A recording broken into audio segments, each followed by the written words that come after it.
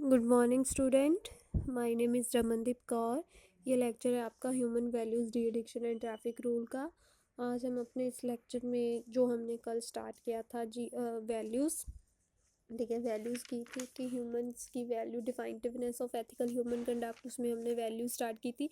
उसमें हमने कल फर्स्ट जीवन मूल्य की वैल्यूज़ कर ली थी। नेक्स्ट आज हम जो हमारी नेक्स्ट वैल्यूज़ हैं उनके बारे में पढ़ेंगे, ठीक है। तो फर्स्ट इज़ मानव मूल्य। मानव मूल्य जो होती है वो वैल्यू जो रिलेटेड होती है कि ह्यूमन बीइंग जो है वो यूनिवर्सल ह्यूमन ऑर्डर में कितना कंट्रीब्यूट करता है, उसके साथ रिलेटेड होती है, ठीक है जी। इस मानव मूल्य is defined as the value of a human being contributing in universal human order, ठीक है। तो उसमें कौन कौन सी वैल्यूज आ जाती हैं। First is प्रिजर्वेंस। प्रिजर्वेंस मीन्स दृढ़ता, ठीक है जी। दृढ़ता कि इसमें क्या होता है कि कॉन्स्टेंटली इंक्लूड होता है ह्यूमन जो सिस्टम में, उसको हम दृढ़ता बोल देते हैं कि वो कॉन्टीन्यूसली उस चीज़ में इन्वॉल्व होता रहता है सिस्टम में। तो जो दृढ़ता होती है वो एक श्योर एक्सक्लूसिव सोल्यूशन होता है, ठीक है जी, जिसमें अंडरस्टैंडिंग इन्वॉल्व होती है कि और बाकी के सारे जो लेवल्स होते हैं वहाँ पर हार्मनी जो है वो इन्वॉल्व होती है। दृढ़ता कि हमने अपना काम जो है वो पक्के तरीके से वो करना ही करना है, ठीक है। Next is bravery. Bravery means वीरता। वीरता जो होती है वो हेल्प करती है दूसरों को कि वो जो सिस्टम है उसमें इन्वॉल्व हो और अंडरस्टैंड करें, ठीक है। ये एक अश्योर सोल्यूशन होती है और लिव करती है हार्मनी में सारे लेवल्स में, ठीक है। ये एक कमिटमेंट होती है कि एक बंदा जो है वो विलिंगली खुद अपनी इच्छा से असिस्ट करता है दूसरों को ताकि राइट अंडरस्टैंडिंग आ सके, ठीक है जी। बाकी ऑर्डर्स जो होते हैं ना उनको असिस्ट करता है ताकि राइट अंडरस्टैंडिंग गेन की जा सके, ठीक है। नेक्स्ट है जेन्योरिटी। जेन्योरिटी मीन्स होता है उदारता। इसमें क्या होता है कि जो एक बंदा है वो अपनी वेल्थ को, अपनी है ना, वेल्थ मीन्स पैसे को, अपनी बॉडी को, अपने माइंड को यूटिलाइज करता है, ठीक है। इसमें यूटिलाइज करता है मीन्स उसको यूज़ करता है अपनी वेल्थ को, अपनी बॉडी को और माइंड को ह्यूमन ऑर्डर में। ये कमिटमेंट होती है। लाइक इसमें क्या होता है कि एक बंदा जो है वो विलिंगली अपनी इच्छा से अपने आप को डिवोट करता है, अपनी बॉडी को डिवोट करता है, अपनी वेल्थ को डिवोट करता है ताकि वो दूसरे पर्सनस की हेल्प कर सके, उनको असिस्ट कर सके, जिससे हमें राइट अंडरस्टैंडिंग गेन होगी, ठीक है। Next is kindness. Kindness means दया। इसमें क्या होता है कि एक प्रोसेस होता है जिसमें हम दूसरे बंदे को चांस प्रोवाइड करते हैं, एक अपॉर्चुनिटी प्रोवाइड करते हैं एक कॉम्पिटेंट पर्सन को, जो एबल होता है, जो एबल होता है, जो कैपेबल होता है, उस पर्सन को हम चांस प्रोवाइड करते हैं, अपॉर्चुनिटी प्रोवाइड करते हैं। Involvement of an individual to create aids for other and to provide them resources to satisfy their needs or want is termed as kindness or Daya. Means कि एक individual की involvement जिससे वो दूसरे बंदों के लिए ना ईज़ क्रिएट करता है, कोई भी चीज़ ईजिली क्रिएट करता है और उनको रिसोर्स प्रोवाइड करता है ताकि वो अपनी नीड्स को सेटिस्फाई कर सके, अपनी वांट्स को सेटिस्फाई कर सके, पूरा कर सके, उसको हम काइंडनेस बोल देते हैं। This kind of an individuals participation is necessary. ये इंडिविजुअल काइंडनेस इसलिए नेसेसरी है क्योंकि जब एक पर्सन कॉम्पिटेंट होता है बट उसके पास रिसोर्सेस नहीं होते कि वो अपनी नीड्स को फुलफिल कर सके, right. Next is beneficious. Beneficious means कृपा।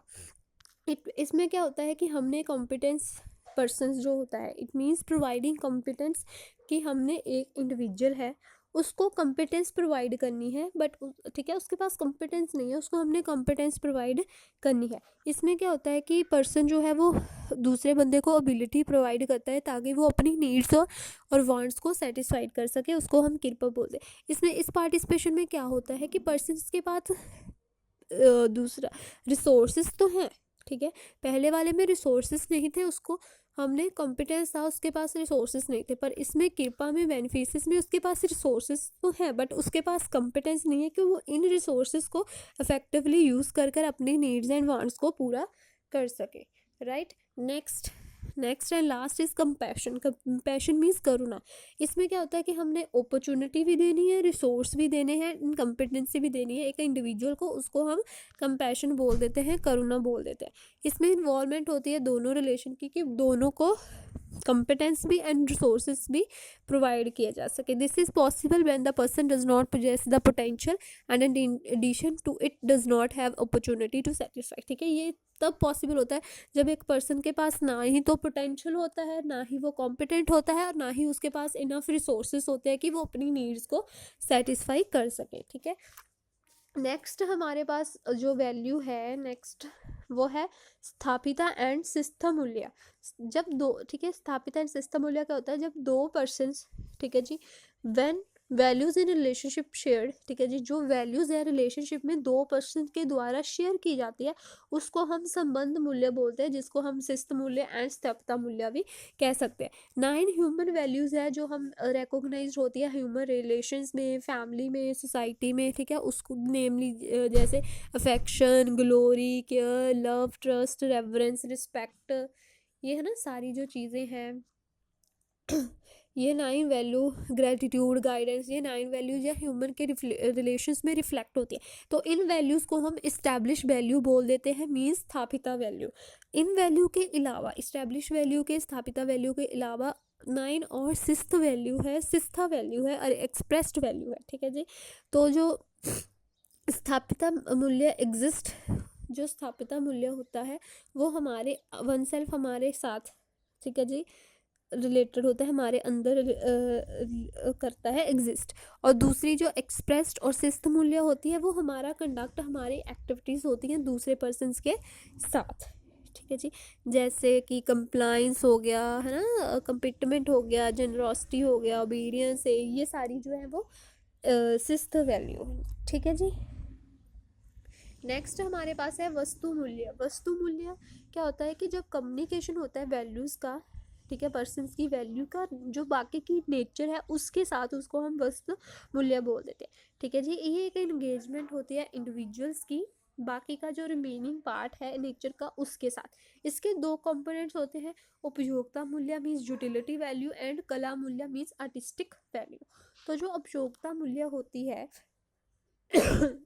वो क्या होता है कि प्रोसेस होता है कि हमने एक जो ऑब्जेक्ट है साइकोकेमिस्ट्री के साथ जो रिलेटेड होता है उसको डिज़ाइन करना, है ना, जो नर्चरिंग के लिए, प्रिजर्विंग के लिए, डेवलपमेंट के लिए। ठीक है, तो इसमें क्या इन्वॉल्वमेंट होती है एक इंडिविजुअल की, ताकि वो जो मटेरियल फैसिलिटी है उसको सेफ गार्ड कर सके, सिक्योरिटी कर सके, उसकी डेवलपमेंट कर सके एंड ह्यूमन बॉडी को वेरीफाई कर सके। ठीक है, नेक्स्ट इज कला मूल्य मीन्स आर्टिस्टिक वैल्यू। इसमें क्या होता है कि इसमें ह्यूमन की इन्वॉल्वमेंट होती है ताकि वो जो मटेरियल फैसिलिटी है उसको प्रोटेक्ट करने में, उसकी यूज़फुल को प्रोटेक्ट करने के लिए उसको हेल्प कर सके। ठीक है, उसकी यूज़फुलनेस को, जो मटेरियल फैसिलिटी है उसकी यूज़फुलनेस को प्रोटेक्ट करने में हेल्प करती है। ठीक है, फॉर एग्जांपल मैं आपको आर्टिस्टिक वैल्यू और उपयोगिता मूल्य दोनों की एक एग्जांपल देती हूँ। ठीक है, एक शर्ट है वो हमें हेल्प कर रही है कि हमारी ह्यूमन बॉडी को कवर करे। ठीक है, तो जो प्रोटेक्शन है वो क्या है, शर्ट की यूटिलिटी वैल्यू है। ठीक है, कि वो हमें प्रोटेक्ट कर रही है।